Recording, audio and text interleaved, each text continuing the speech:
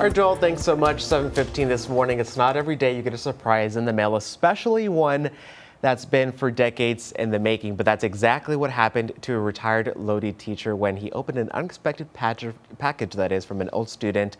And what was inside? A small item with a big story behind it. When retired Lodi teacher Rod Wozniak picked up his mail, he received a package he wasn't expecting. I saw my name, so I knew it was to me, but I saw the return address, and it said the last name was Gentner, and I knew my wife is related to the Gantners, so I handed it to her, and I said, well, let me see it again. That's when he took a closer look at the sender's name. And I saw the name Brenton Gentner, which kind of hit me, but I wasn't quite sure, so I opened it, and that's when I was surprised to see a book that he had basically borrowed 40 years ago. Inside was a geometry book he used to hand out to his students, along with a handwritten note. The note said, Rod, I found this book which belongs to you. Thank you for letting me borrow it for the last 40 years.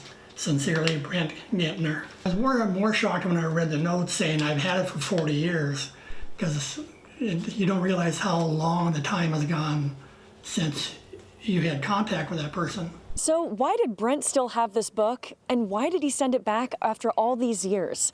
I asked him. You know, I was kind of a nerd back then. I was interested in math and science and that kind of stuff, and so he had books that students could check out. Eventually, I moved out to Florida and I moved all my stuff here, and it was still in boxes. Brent eventually went through the boxes and found this book with Rod Wozniak's name printed on the front page. I was like, I wonder if I mail it to him, what would happen? I just thought it'd be kind of funny. Like 40 years later. And even after all this time, Brent still thinks of Rod as one of his favorite teachers. He cared about his students. He felt like he really knew what was going on with his students and if they were having a bad day or a good day or whatever. So he was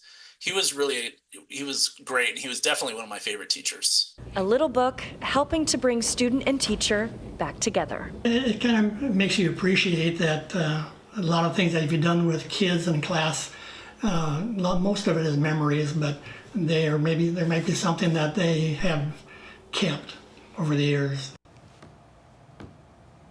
Well, that photo evidence and a handwritten thank you, this teacher-student bond stood the test of time all across a country move.